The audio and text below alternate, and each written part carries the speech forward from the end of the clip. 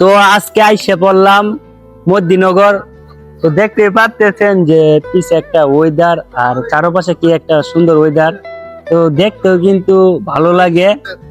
তো দেখেন যে এখান দিয়ে আসলাম, এসব ওই দিক দিয়ে যাও, দেখেন ওই দিক দিয়ে মনে করেন পানির যে একটা সৌন্দর্য, সেই এদিক দিয়ে আসলে মনে করেন সেই সৌন্দর্যটা দেখা যায়। আর আশেপাশে তো দেখতেই পারতেছেন আজকে ঈদের দিন কত মানুষ এই এদিক দিয়ে ঘুরতে আসছে। আপনারাও আসবেন, আমরাও আসলাম এই যে মোহনগঞ্জ থেকে। তো আজকে আসলাম মদিনগর ঘোরার জন্য। এদিক দিয়ে আশেপাশে অনেকজনের ভিডিও দেখে কম বেশি মানুষ। তো আমি দেখি, আমি মেসেঞ্জারে অনেকের সাথেই কথা বলছি যে ভাই আমার বাড়ি হচ্ছে মদিনগর।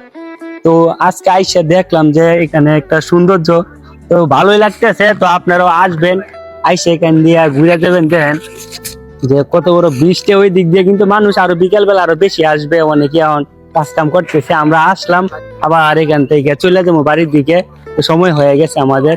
তো ভিডিওটা এজন্যই করলাম যে একটা সৌন্দর্য প্রাকৃতিক দৃশ্য কতটা সেই দেখা যায়, মানে আমার কাছে অনেকটাই ভালো লাগতেছে বুঝছেন। তো এর জন্য ভিডিওটা করলাম।